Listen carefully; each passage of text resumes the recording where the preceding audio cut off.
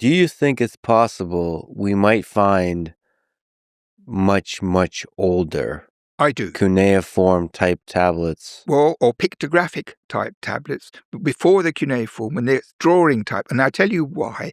Because there's this marvelous site in Turkey called Göbekli Tepe. Oh, yeah. You know about Göbekli Yes, Tepe? of Well, course. everybody knows about the buildings and the architecture and the sculpture. Everybody knows about it. If you go all the way through the photographs, which the archaeologists unwisely put online, you will find in the middle of one colour plate with lots of other things, a round green stone like a scarab from Egypt. That's to say, it has an arched back and a flat bottom. And on the flat bottom, there are hieroglyphic signs carved in the stone. Right? No one said anything about it at all. But it's clear to me, A, that this was a stamp to ratify where the carvings of the signs on clay or some other sealing material would leave an impression. It must be that. So this is about 9,000 BC. Yeah. Now, when I was a boy at university, my professor said to me that the reason writing evolved in Mesopotamia because they had complex cities with ziggurats and big buildings and lots of people, and they had to organize everything, and so they invented writing to cope with it. Well, if they had to cope with that in Sumer in 3000 BC, they sure as hell had to do it at Göbekli Tepe, because they've hardly even begun to finish excavating the sites of Göbekli Tepe. They go on like Manchester and Newcastle United. And really, the old rule would be you could not have architecture like that without that planned and built according to principle with all the different people. You couldn't have that without writing in southern Iraq. So how come suddenly, 7,000 years earlier, they do it there? And that green stone shows that they had writing. That was an official who sealed this, got the stuff, or whatever it was, or it was his dad's name, or whatever it is, got a wiggly snake and a wiggly this. That is pictographic writing. Maybe even as phonetic writing, I don't know, but it was writing thousands of years before in the south. And that's what I think it is. You know, people came with metal from, or precious stones from Anatolia. They knew that in the south they had lots and lots of stuff. They wanted to trade. They had to communicate. And it's basically like having a cigarette with an X through the middle. Everybody in the world knows what that means. They don't know what the word for cigarette is in this language, or cancer, or filter, or tobacco. It doesn't matter. That's pictographic writing. We still use it. And it's above all kinds of mess. And I think that was the prevailing system, because I honestly believe that the people at this time were not stupid. They weren't gorillas. They weren't less advanced than we are. They were probably indistinguishable from what we are.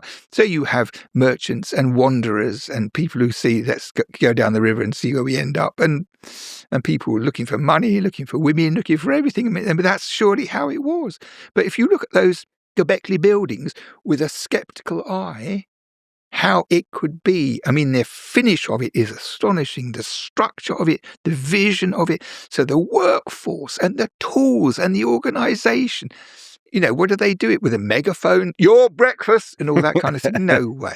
No way. So that's a really controversial statement. It is really controversial. At the time of Göbekli Tepe, they may have been already a writing system. There was, because the thing is about it that it's a seal to ratify. It's not just a squiggle on a pot and you can say, oh, that's just a piece of this is a finished thing with a flat surface. You press it down, say you have some contract, you have some building arrangement, we paying for these bricks, whatever it was, and the official person had to squash it down, and it leaves the impression. I mean, I'm a great believer in Sherlock Holmes as a teaching system for intelligence and rationality and logic and thinking. I read those stories a million times when I was a kid. And the thing about them, one of the things which impresses me most of all was this point quoted by Holmes, not original to him, that it is theoretically possible to infer the Niagara Falls from a raindrop. That's a powerful statement.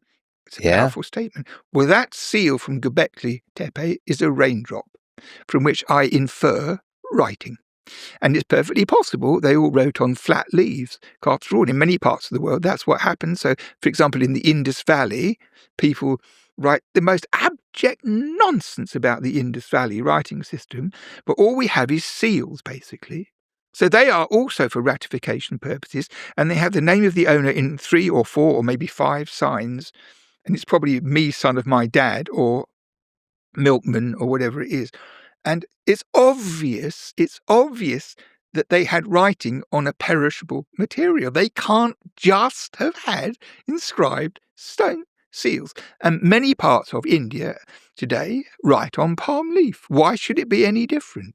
So people think, oh, well, just because it's now, it wouldn't be then. But actually, that argument is utterly, utterly fallacious, because the process of evolution is stymied left, right, and centre by inertia. Inertia is nearly as strong as evolution. And this is something that the people who talk about progress and ideas have no idea about. First of all, your whole line of work, you're making me realize, is a kind of like Sherlock Holmes type of process. The deciphering of the language, archaeology of taking those pieces of evidence and trying to reconstruct a vision of that world. And now you're making me realize that even all the cuneiform tablets we have is just a raindrop compared to the waterfall of thousands of years of humans. We have a lot, but it's nothing in comparison with what existed. But not only that, see, we don't have to decipher anymore. We can read Akkadian or Babylonian and Sumerian pretty well fluently. That's not a problem. So the information which you can get from these sources, especially 3 millennia of sources, is very, very substantial. Very substantial, but it means that Assyriologists have the inbuilt idea that what we have is something like all there ever was, which is absurd. For example, there's a period called the Earth-3 period, where people lived in city-states.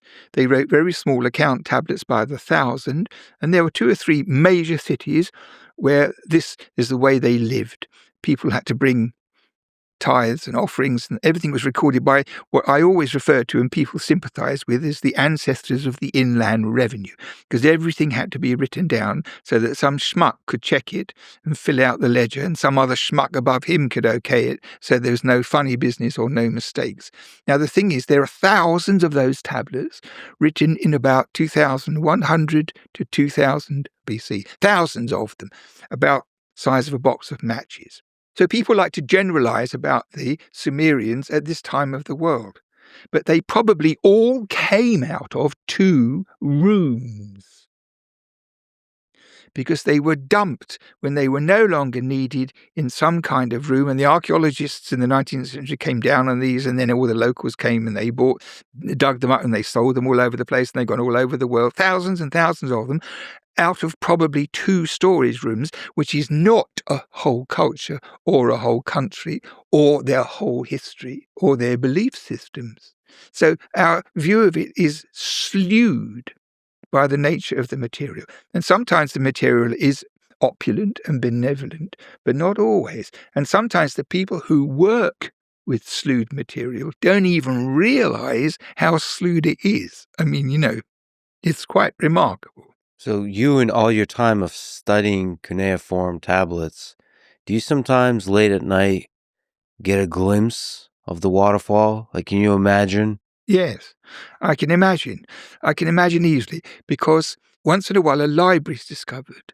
In the 1850s, at Nineveh, which was the Assyrian capital, there was a fat king of the world, called Ashurbanipal, and he had a fantastic library, and he promoted it. He impounded tablets, he had them brought to Nineveh. He wanted all the prevailing knowledge and all knowledge from before under one roof. It's a kind of like Alexandria thing. So he was a trained scholar, and this is what he did. And they found it in the 19th century. They dug it up, Layard and those people. So what did they find? They found the tablets higgledy-piggledy all over the floor of a huge room and in the corridors and everything, and lots of them broken and lots of them burned. So ever since then, until really quite recently, Assyriologists have spent people who work on these Nineveh tablets, but all the time joining the bits together. And you have the story about Gilgamesh and the goddess who falls in love with him in the garden, and she wants to seduce him, and ... you can't find the bit. So you look for another bit, and you look for another bit. And gradually they piece together the literature. And the assumption has always been that if you put them all together again, you'll have the whole library. Mhm. But it's the absolute opposite. Because what happened was that the Babylonians in the south, in my opinion, they worked hand in glove with the Elamites from Iran. They had a pincer movement and they beat Assyria. They conquered Assyria. And they ran through the capital and they set fire to everything, pinched all the women and took all the jewelry and all the gold. And people say that in a fit of pique, they destroyed the library. But they wouldn't destroy the library because it was the giant brain from which the Assyrians ran a world empire, and it had all the knowledge in the world. They destroyed that. They spoke the same language. They had the same writing system. They'd have taken them all safely home, cart after cart after cart.